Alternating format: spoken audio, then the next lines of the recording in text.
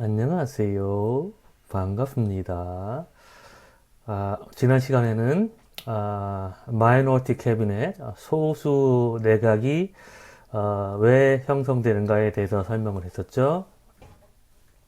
왜냐하면 코얼리션 티오리에 의하면 미니멀 위닝 코얼리션 이 이론적으로 타당한 그런 내각이라고 할 수 있겠죠. 왜냐하면 정당들은 자신들이 가지고 있는 파이를 가능한 한 더 많이 얻으려고 하기 때문에 가능한 한 적은 정당을 포함시켜서 가능한 한 많은 파이를 얻으려고 하겠죠. 근데 이제 이 오버사이즈 캐비넷은 과대 내각이기 때문에 불필요한 정당을 포함시킨 거죠. 이미 과반수를 확보했음에도 불구하고 과반수 확보에 더 이상 불필요한 정당을 포함시킨 내각이니까 왜 도대체 이런 내각이 형성될까라는 의문이 생기겠죠.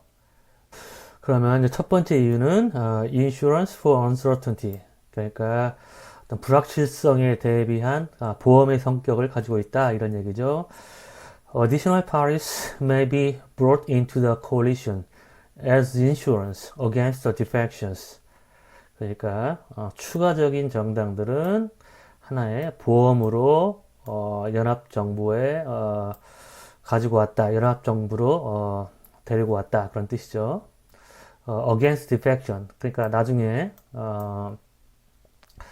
그 연합 정부에서 탈퇴할 거를 미리 감안해서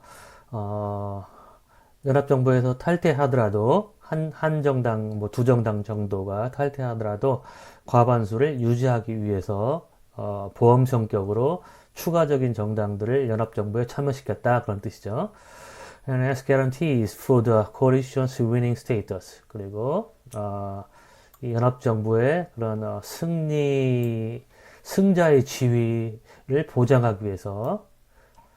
그래서 뭐 예를 들어서 간들간들하게 과반수를 넘었으면은 뭐 물론 현실적으로 그럴 가능성은 별로 없지만 과반수에 참여한 정당들의 일부 의원들이 정부 안에 반대표를 던질 경우에 그 정부가 발의한 법안이 통과되지 못하는 그런 가능성이 생기겠죠. 그래서 이런 승자적 지위를 보장하기 위해서 충분히 많은 의원을 확보할 수 있도록 과대 그런 내각을 형성한다는 것이죠. 두 번째 이유는 overriding objective, 그러니까 어떤 지배적인 그런 목적이 있을 때. 그래서 if there exists an overriding objective of all or most of the parties to overcome individual parties' parochial interest. 그러니까 개별 정당의 어떤 지역적인 그런 이해를 극복할 수 있을 정도로 모든 정당 또는 대부분의 정당의 목표가 지배적으로 일치할 때 이제 그걸 얘기하는 거죠. 대개 이제 이런 상황, overriding objective가 발생하는 상황은 어떤 국가의 위기 상황, 뭐 지금도 코로나도 뭐 그런 상황이죠. 그래서 우파 정당인 미통당도 물론 뭐 이 국가 위기를 극복하기 위해서 그런 아이디어를 내는지 모르겠지만 지원 재난금 에 대해서 찬성을 했죠. 뭐 그전에는 반대했고, 그리고 또 이제 그 내부적으로도 좀 재난지원금에 제공하는 거에 대해서 전 국민에게 제공하는 거에 대해서 반대하는 의원들이 있죠. 뭐 유승민 씨나, 그리고 뭐 미통당은 아니지만 최근에 또 안철수 씨가 반대하는 입장을 폈었죠. 근데 이제 뭐 그런 의원들도 있지만 이처럼 어떤 국가 재난 상황이 되면 대부분의 정당들은 어떤 통일된 입장을 취하겠죠. 그리고 뭐 IMF가 터졌을 때나 아니면은 혼자서 어떤 일탈적인 그런 입장을 취하면 국민들로부터 지지를 받기 어렵죠. 그렇기 때문에 그전에는 반대했다가도 이제 어떤 국민의 눈치를 보는 거죠. 그래서 국민들로부터 하여금 이렇게 반대를 하게 되면 선거에서 별로 유리하지 않겠다고 생각하면 모든 정당들이 이제 같은 입장들을 취하겠죠. 그 다음에 또 세 번째 이유는 special majorities. 그러니까 특별 다수, 뭐 특별 과반수라고 얘기하죠. 특별 과반수라는 거는 뭐 2분의 2를 뛰어넘는 조건, 뭐 3분의 2 또는 5분의 3 이런 게 이제 special majority죠. So if special majorities are necessary for the adoption of constitutional amendment. 그러니까 헌법 개정을 위해서 특별 과반수가 필요한 경우죠. 그러니까 대개 헌법 개정은 많은 국가에서 과반수 이상을 요구하죠. 3분의 2, 한국도 많은 국가에서 3분의 2를 요구하고 미국은 4분의 3 정도. 그래서 헌법 개정이 필요하다면 단지 간신히 과반수만 확보하는 것만으로는 부족하겠죠. 그러니까 헌법 개정을 염두에 두고 있다면 더 많은 정당들을 포함시켜서 헌법 개정을 추진하겠죠. or regular legislation. 그러니까 그냥 정상적인 일반적인 그런 법안 통과를 위해서 이 스페셜 머조리티가 필요하다는 것이죠. 헌법 개정뿐 아니라 일부 국가에서는 그냥 보통 법안을 통과할 때도 이 스페셜 머조리티를 필요로 하는 그런 국가들이 있어요. 또는 그런 사안에 대해서 어떤 특정 사안에 대해서 스페셜 머조리티를 요구하는 그런 법안들이 있는 국가들이 있어요. 한국의 경우 국회 선진화법이 그와 같은 경우죠. 일반 법안을 통과시키기 위해서도 한국에서는 5분의 3을 지금 필요로 하는 것이죠. 그러니까 상임위원회에서 본회의로 넘어가기 위해서는 상임위원 중에서 5분의 3의 지지가 있어야 되는 거죠. 그리고 two-thirds majority rule for constitutional amendment in Belgium. 이 경우에는 헌법 개정을 위해서 3분의 2가 필요한 경우죠.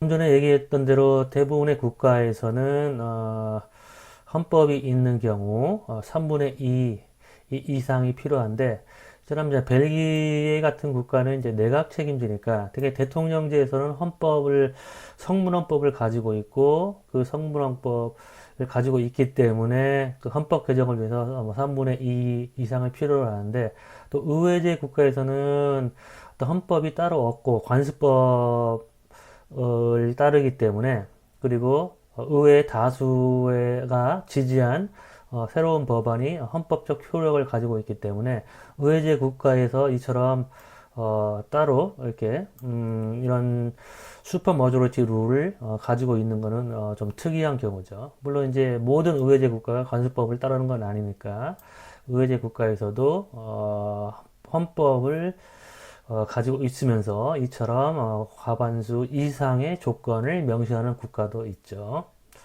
그리고 뭐 미국 같은 경우, 미국도 사실은 한국과 같이 일반 법안을 통과시키는데 사실상 5분의 3을 필요로 한다는 그런 이론들이 있어요.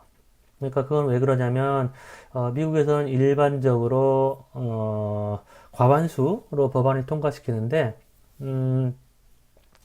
미국에는 상원과 하원이 모두 동의할 때만 법안이 통과되고, 또 상원에서는 필리버스터를 할 수 있어요. 의사진행 방해 절차라는 필리버스터가 있어서 그 필리버스터를 멈추기 위해서는 국회 상원의 5분의 3이 필요해요. 그렇기 때문에 다수당이라도 소수당이 견제할 수 있어요. 필리버스터로. 그러니까 다수당이라고 하더라도 마음대로 법안을 통과시키지 못하고 소수당의 필리버스터를 각오해야 되기 때문에 소수당의 견제 없이 다수당 법안을 통과시키기 위해서는 5분의 3이 필요하다라고 얘기하는 학자도 있어요. 그리고 실제로 다수당이라고 하더라도 필리버스터가 예측되면 이런 소수 야당이 동의할 만한 그런 법을 통과시키겠죠. 왜냐하면 어차피 필리버스터가 예측되니까. 그래서 실질적인 의사결정 규칙은 5분의 3이다 라고 얘기하는 학자들이 있고, 많은 학자들이 거기에 동의해요. 한국도 마찬가지로 국회 선진화법 때문에 5분의 3 이 쟁점 법안의 통과에 필요하다고 얘기할 수 있겠죠. 그 다음에 지금까지 우리가 여러 정부를 소수 정부, 그 다음에 최소 승리 연정, 과대 연정 등등으로 이렇게 나눠서 우리가 조작화를 했잖아요. 근데 왜 그런 조작화가 필요하느냐? 그거는 역시 지금까지 우리가 정치 제도를 다수제 모형과 합의제 모형으로 분리했었죠. 마찬가지로 정부도 다수제 모형이 있고 합의제 모형이 있겠죠. 그거를 이제 구분하기 위해서 여러 정부들을 최소 승리 연정, 일당 다수 정부, 그 다음에 소수 정부, 이런 식으로 분류를 한 거예요. 어떤 정부들이 다수제 모형에 해당되고 어떤 정부들이 합의제 모형에 해당되는지 우리가 한번 살펴봅시다. 다음에 슬라이드가 마지막 슬라이드니까 이거. 오케이. 그래서 이 강의가 오케이. 여기 How to order different cabinets on the majoritarian and consensus continuum. 그러니까 다수제와 합의제의 연장선상에서 우리가 여러 다른 이 캐비넷들을 어떻게 우리가 배열할 것인가 그런 뜻이죠. 그러면 on the majoritarian extreme, 그러니까 다수제 모형의 한쪽 극단에 뭐가 들어가냐면 이쪽은 이제 majoritarian system, 여기는 consensus system이라고 하면 한쪽 극단에는 single party minimal winning coalition, minimal winning cabinet, single party니까 일당 최소 승리 연정, 일당 최소 승리 연정 써드릴게요.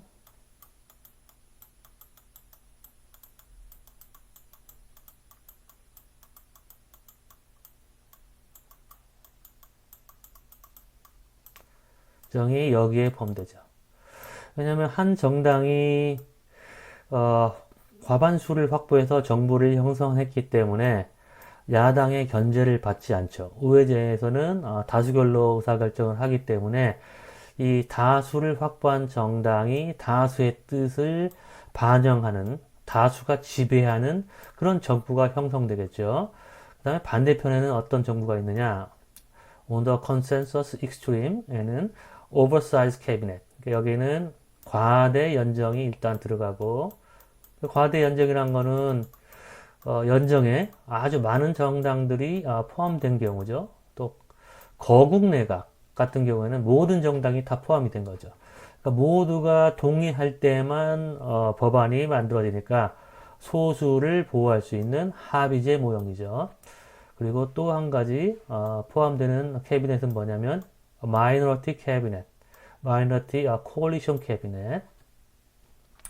그러니까 소수 연정이죠. 그러니까 연합정부를 형성하기는 했는데 정부가 형성되는데 몇 개 정당들이 참여를 해서 정부를 형성했는데 이 정부에 참여한 정당들의 의석이 50%에 못 미치는 경우죠. 그러면 이와 같은 정부는 내부적으로도 서로 견제를 할 수 있고 또 이 정부 자체가 50%를 못 얻었기 때문에 이 정부 밖에 있는 정당하고도 밖에 있는 정당의 동의를 또 얻어야 되는 거죠. 그러니까 이 모든 정당의 동의를 필요로 하기 때문에 이 정부에 참여한 정당들이 독자적으로 어떤 정책을 만들 수 없겠죠. 그러니까 합의가 필요하다고 할 수밖에 없겠죠. 그러니까 많은 거부권 행사자가 존재하는 그런 정부 형태라고 얘기할 수 있겠죠. 그 다음에 지우고 in between 그 사이에는 뭐가 들어가느냐? minimal winning coalition cabinet, 이거는 이제 50%를 확보한 그런 연합정부죠. 그러니까 50%를 확보한 연합정부니까 야당은 신경 쓰지 않아도 되겠죠. 이미 50%를 확보했으니까 문제는 정부에 참여한 정당들끼리 서로 견제하는 시스템이니까 이 연합정부에 참여한 정당들이 거부권 행사자가 되어서 서로에게 거부권을 행사할 수 있는 그런 시스템. 이런 시스템은 아까 조금 전에 살펴본 과대 연정이나 아니면 최소 소수 연합 정부에 비해서는 야당을 신경 쓸 필요가 없으니까 내부만 관리하면 되니까 상대적으로 소수를 덜 보호하게 되겠죠. 즉 달리 얘기하면 정부 밖에 있는 소수 정당은 신경 쓰지 않고 정부 안에 있는 소수 정당만 신경 쓰면 되는 정부죠. 그러니까 아까 얘기했던 이 스펙트럼에서 중간에는 이런 연정이 포함된다라는 것이죠. 그 다음에 싱글 파리 마이너리티 캐비넷. 그러니까 이 정부는 한 정당인데 한 정당으로 구성된 정부인데 그 정당이 과반수를 확보하지 못한 경우죠. 50%를 확보하지 못한 한 정당으로 이루어진 정부가 싱글 파리 마이너리티 캐비넷이죠. 이와 같은 정부는 이제 야당만 신경 쓰면 되죠. 왜냐하면 과반수를 확보하지 못했기 때문에 독자적으로 할 수 있는 건 없죠.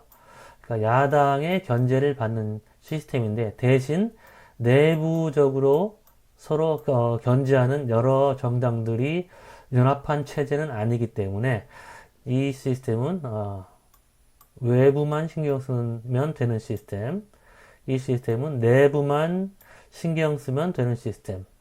반면에 마이너리티 코얼리션 캐비넷이나 오버사이즈 캐비넷은 내부, 외부 모두 신경 써야 되는 시스템이 되겠죠. 그러면 이렇게 캐비넷들을 이렇게 분류를 했는데 그로부터 우리가 어떤 결론을 도출할 수 있냐면 the longer minimal winning and one-party cabinet occupied a country's government. 한 국가의 정부를 minimal winning 그리고 one-party cabinet. 이게 바로 여기에 해당되는 거죠. 이쪽 극단에 있는 정부, 머저리테리안 익스트림에 있는 그 정부를 얘기하는 거죠. 싱글 파리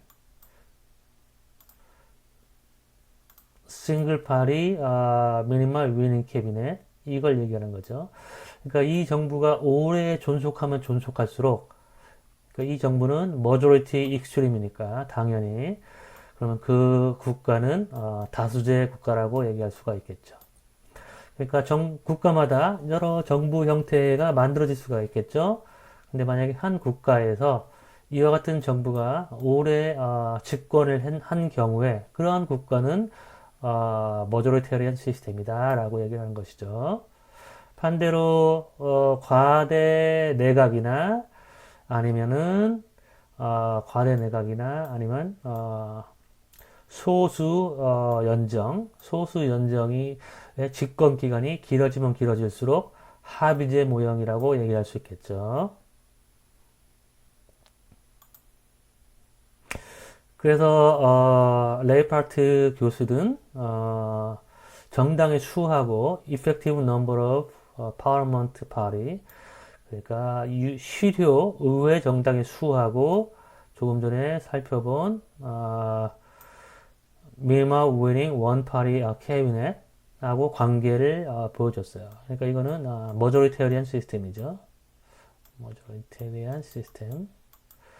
그리고 effective number of party가 늘어나면 늘어날수록 다당제라는 걸 의미하죠. 그러니까 다당제에서는 한 정당이 의회 다수를 차지해서 정부를 만들기가 어렵죠. 그러니까 다당제일수록 이와 같은 정부가 형성될 가능성은 낮죠. 그러니까 이 관계는 역관계일 수밖에 없는 것이죠. 그래서 이 국가들을 이렇게 살펴보면 이쪽 끝에 있는 국가들이 이제 다당제 국가, 전형적인 이쪽 끝에 있는 국가들이 합의제 국가라는 것을 알 수가 있죠. 그래서 어떤 국가들이 여기 있냐? 보츠와나, 아프리카 국가 있겠죠? 자메이카, 뭐 바하마, 그다음에 이거 말라위인가요? BAR은 잘 모르겠네요. 이유가 뭔지. 뭐 트리틴이라는 국가도 있는 것 같고. 근데 어쨌든 이제 선진국을 중심으로 보면 뉴질랜드 이거는 이제 1994년 이전의 뉴질랜드를 얘기하는 거예요. 뉴질랜드는 1994년에 선거법을 개정해서 연동형 선거제도, 독일식 연동형 선거제도로 바꾼 이후로 다당제가 만들어졌어요. 근데 그 전에는 가장 전형적인 머조리테리언 시스템, 다당제 국가는 뉴질랜드하고 영국이에요. 그래서 여기 100%에 여기 이렇게 100%에 해당이 되죠. 그러니까 이 국가에서는, 지금까지, 레이파트가 측정한 그 기간 동안 모든 정부에서 일당 다수 정부가 형성됐다는 걸 의미하는 거예요. 그 다음에 이제 한쪽 끝단에 있는 경우는 이제 스위스. 그러니까 스위스가 가장 전형적인 합의제 모형. 그 다음 이태리도 다당제 국가. 그러니까 핀란드. 그래서 오른쪽 끝단에 있는 국가들이 정당 체제도 합의제에 가깝고 또 정부 형태도 합의제에 가깝다라는 걸 알 수 있죠. 한국은 effective number of parliament party가 측정을 해보면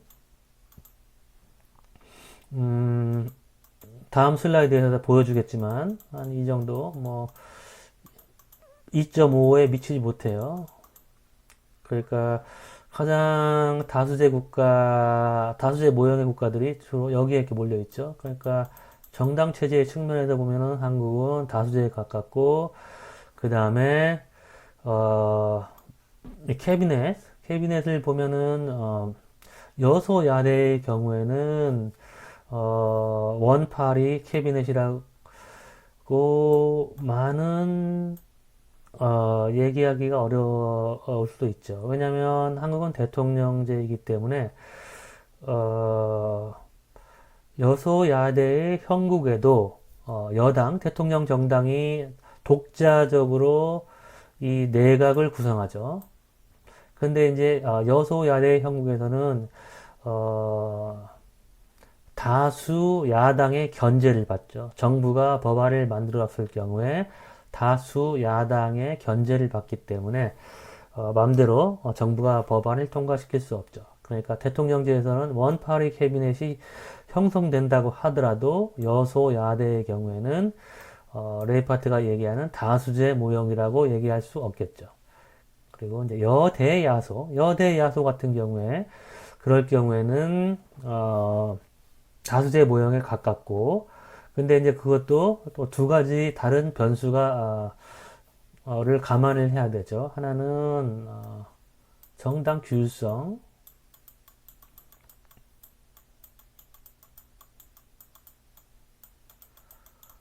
또는 두 번째는 입법 규칙. 그러니까 여대야소라고 하더라도 여대야소인 경우에는 당연히 정부는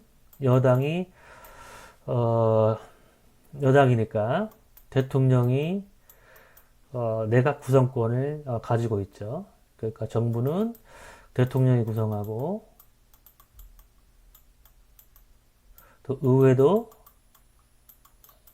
다수 여당이니까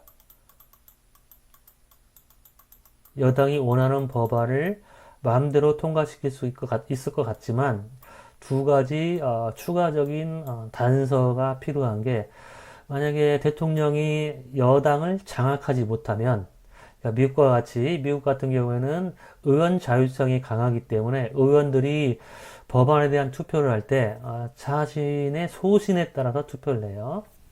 그러니까 야당안이라고 해도 여당 의원이 찬성할 수도 있고 또 자신의 여당안을 반대할 수도 있죠. 물론 그게 흔치는 않아요. 근데 어쨌든 정당 규율성, 이런 다수제 모형, 여대 야소를 다수제 모형으로 만드는지 안 만드는지 중요한 변수가 될 수가 있죠. 이탈표가 생기면 안 되니까. 또 하나는 이제 입법 규칙. 그러니까 정당규율성이 매우 강하다고 할지라도, 그러니까 대통령이 여당을 장악한다고 할지라도, 입법 규칙이 과반수제가 아니라면 다수가 소수를 지배할 수가 없겠죠. 다수 여당이라고 하더라도 입법 규칙이 예를 들어 가지고 한국의 국회 선진화법처럼 5분의 3을 필요로 하면 그러면 다수 여당도 할 수 있는 게 아무것도 없죠. 그러니까 과거에 그 19대 때부터 국회 선진화법이 적용되기 시작했는데 19대 초반에는 여대 야소의 형국이었죠. 여대 야소. 그리고 박근혜 대통령이 여당을 장악을 했죠. 새누리당. 그러니까 박근혜 대통령이 원하는 걸 모두 통과시킬 수 있었을 수도 있었는데 19대부터 자신이 만든 국회 선진화법 때문에 자신이 통과시키려고 하는 많은 그런 아젠다 법안들을 통과시키지 못했죠. 국회 선진화법 때문에. 그러니까 왜 국회 선진화법을 만들었느냐? 당시 박근혜 대통령이 되기 전에 만들었는데 그 당시만 해도 이 19대 총선에서 패배를 할 것을 예측을 했어요. 그러니까 이명박 대통령이 뭐 경제 성과가 좋은 것도 아니고 그 다음에 민간인 사찰 문제로 굉장히 지지율이 낮았기 때문에 19대 총선에서 패배해서 소수당이 될 것을 대비해서 국회 선진화법을 만든 거예요. 근데 그 당시에 이제 박근혜 뭐 비상대책위원장인가? 그러니까 뭐 천막 당사를 또 천막으로 옮기고 뭐 여러 가지 그런 뭐 선거의 여왕이라고 하잖아요. 그렇게 해서 예상외로 19대 선거에서 이겨버렸어요. 다수당이 돼버린 거예요. 그러니까 소수당이 될 줄 알고 국회 선진화법을 만들어 놓고 다수당을 견제하려고 했는데 자신이 다수당이 돼가지고 자신이 만든 국회 선진화법에 발목이 잡혀서 아무것도 못하니까 그러니까 이제 시행령 통치를 한 거죠. 행정명령.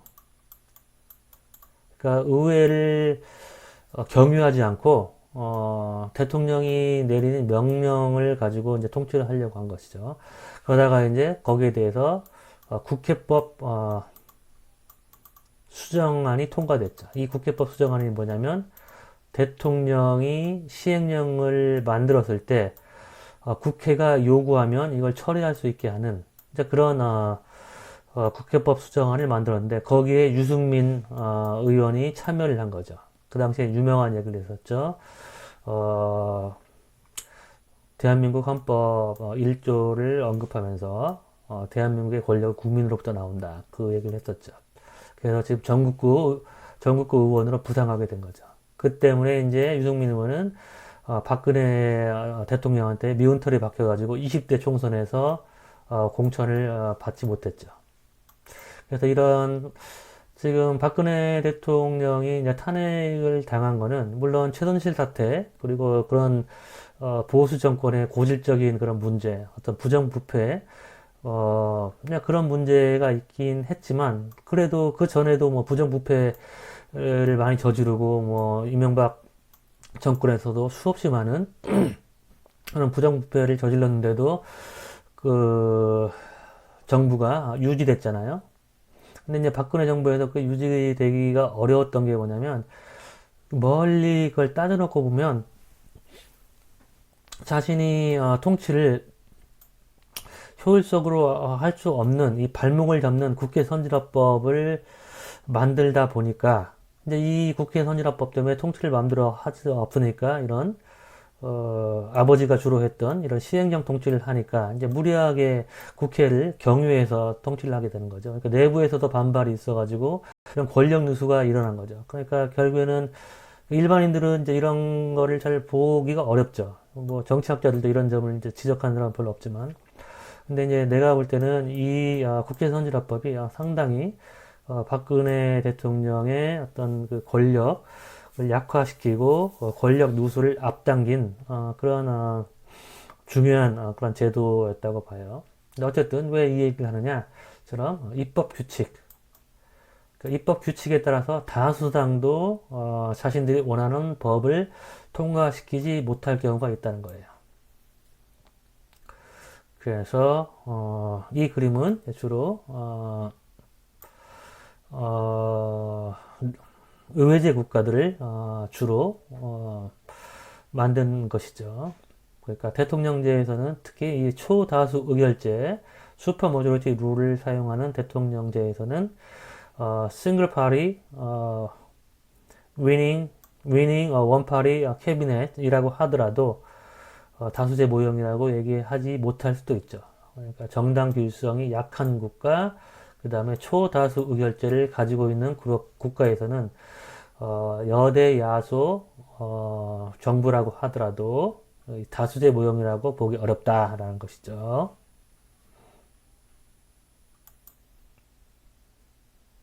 자, 그래서 정부에 대한 강의는 여기까지 하고 그 다음에 이제 선거제도로 넘어갈게요. 어떻게 보면은 정부 형태, 그러니까 대통령제냐 아니면 의회제냐와 같은 정부 형태 못지않게 중요한 정치 제도가 선거제도예요. 왜냐하면 어떤 선거제도를 채택하는가에 따라서 양당제가 창출되기도 하고 다당제가 창출되기도 하고 그래서 어떤 정당 체제가 형성되는가에 따라서 다수가 지배할 수도 있고 또 소수의 목소리가 당길 수도 있고 그리고 입법 효율성 그러니까 법안이 신속하게 처리될 수도 있고 또 다당제가 산출돼서 법안이 통과가 어려울 수도 있고 여러 가지 그런 입법 결과에 영향을 미치는 가장 중요한 변수 중에 하나가 바로 선거제도예요.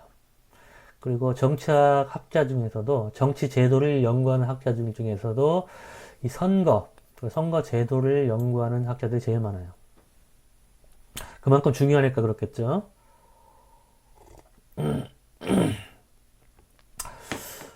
그래서 일단은 선거 제도를 조작화하면 측정한다는 얘기죠. 그러니까 레이파트는 이제 일렉토랄 포뮬라 선거 공식 이라는 개념을 사용해서 이 선거 제도를 majority plurality system 이거는 이제 절대 다수 majority는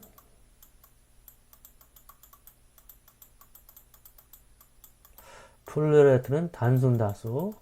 한국의 지역구 선거제도가 단순 다수제죠. 최다 득표자가 의석을 얻는 시스템.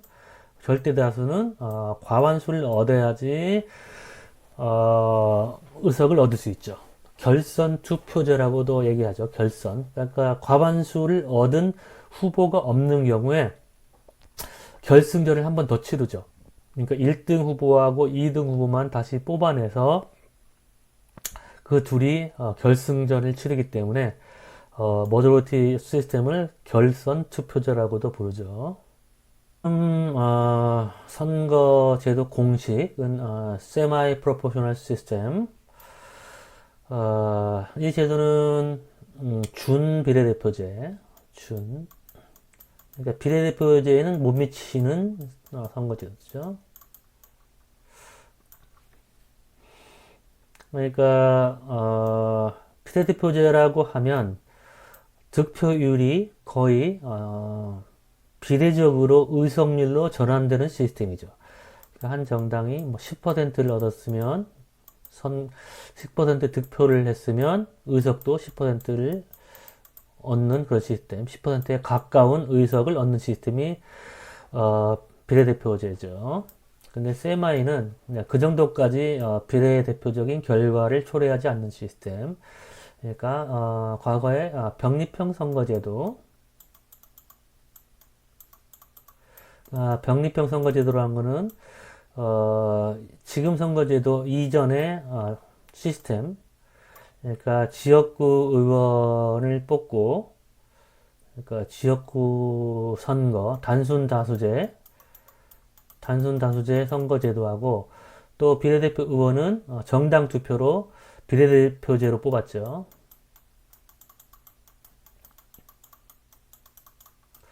그러니까 이 병립형을 영어로 얘기하면 parallel 시스템이에요. parallel 시스템. 평행하다는 얘기죠. 그러니까 이 두 제도가 기찻길처럼 평행하게 이게 뭐 예를 들어서 단순 이게 비례대표 서로 만나지가 않죠. 평행하게 병립 따로 그러니까 말이 혼합형 선거제도지 그냥 서로 상관이 없는 연동성이 없는 두 선거제도가 두 개의 선거제도가 동시에 존재하는 시스템이 병립형 선거제도예요. 한국의 과거에 이런 선거제도를 채택했었죠. 단순 다수제로 예를 들어 가지고 253명을 뽑고 비례대표제로 그 다음에 47명을 뽑았죠. 이런 식으로. 그런데 그러니까 두 개의 선거제도에서 다른 의원, 서로 성격이 다른 의원을 뽑고 그걸로 끝인 시스템이죠. 근데 지금 연동형 선거제도는 이렇게 기찻길이 나란히 있는 게 아니라 어떤 지점에서 만나는 거죠. 연동돼 있는 것이죠. 그 연동됐다는 걸 뭘 의미하냐면 이 단순 다수제 선거 결과는 지나치게 큰 정당한테 유리하고 작은 정당한테 표를 던지는 그런 표들이 전부 사표가 되는 것이죠. 작은 정당한테 불리하죠. 그렇기 때문에 매우 불비례대표적인 결과죠. 왜냐면 예를 들어서 뭐 5%에서 한 20%, 5%에서 20% 정도 이 정도 지지를 얻은 정당은 의석을 하나도 확보를 못하죠. 심지어 뭐 30%까지 지지를 얻어도 그렇기 때문에 이 표들이 다 사표가 되고 이 표들이 무의미해지니까 한 평균적으로 40%에서 뭐 50% 지지를 각 지역구에서 얻을 수 있어서 각 지역구를 싹쓸이하게 되면 대개 한 이 정도쯤 얻으면은 여러 정당 후보들이 경합할 경우에 선거 당선권에 포함이 되죠.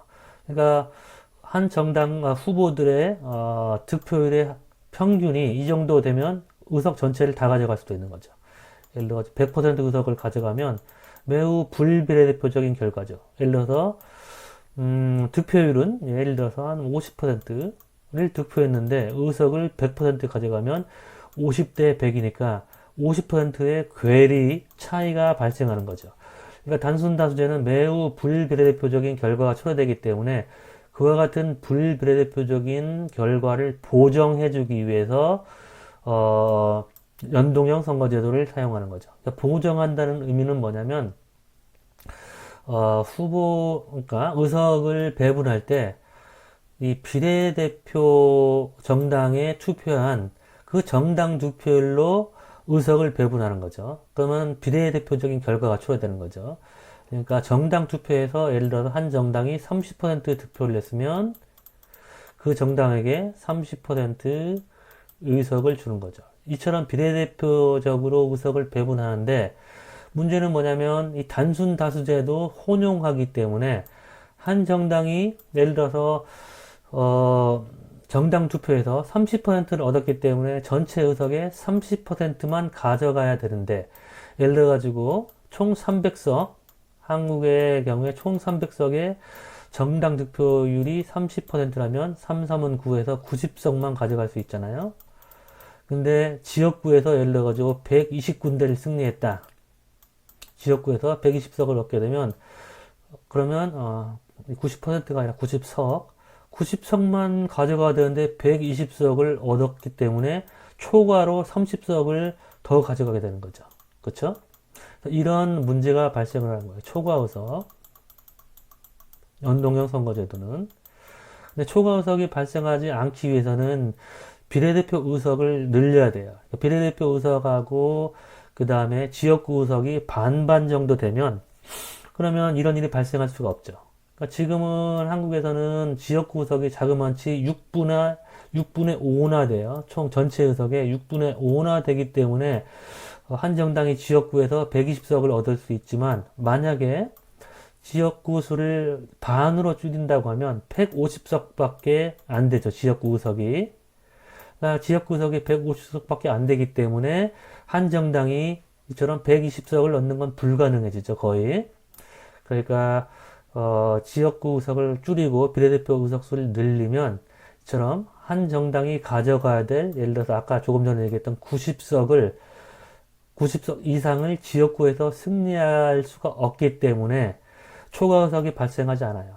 근데 한국에서는 지금 의원들이 비례대표 의석을 늘리고 지역구 의석을 줄이면 자기 밥그릇을 잃게 되는 거죠. 그동안에 자기 지역구 관리를 열심히 하고 그렇게 해서 지역구에서 승리할 수 있는데 그 지역구를 다 포기해야 되니까 절대로 의원들이 자신의 지역구를 포기하고 비례대표 의석을 절대 늘리지 않는 거죠.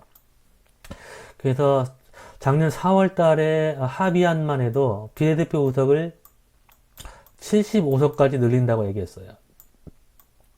그러다가 결국에는 도로아미타불 원래대로 47석으로 비례대표 의석이 줄어들었고 지역구 의석이 253석이 된 거예요. 그렇기 때문에 이 253석의 지역구가 300석의 거의 6분의 5를 차지하기 때문에 한국의 선거제도는 병립형이라고조차도 얘기하기 어려워요. 왜냐하면 거의 대부분의 의석을 단순 다수제로 뽑으니까 정확하게 얘기하면 한국의 선거제도는 형태는 병립형이지만 실질적으로는 단순 다수 중심 또는 단순 다수 위주의 선거제도예요. 왜냐하면 대부분을 단순 다수제로 뽑기 때문에. 그래서 내가 선거제도 개혁에 대해서는 비례대표 의석을 굉장히 늘려야 된다. 심지어 지역구 의석을 완전히 없애고 전체 의원을 다 비례대표로 뽑아야 된다고 얘기를 했었죠. 유럽의 대부분의 국가들은 이런 단순 다수 비례대표제를 사용해요. 전체 의원을 다 비례대표제로 뽑는 거예요. 직능대표. 비례대표 의원이란 거는 직능대표를 얘기하는 거죠. 직능대표.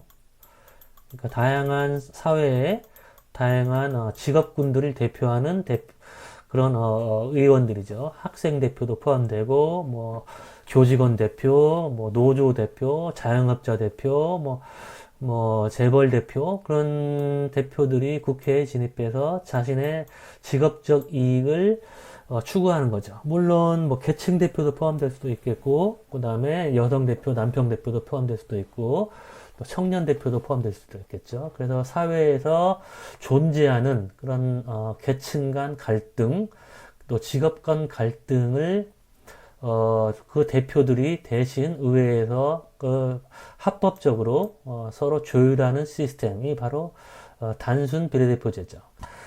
그 다음에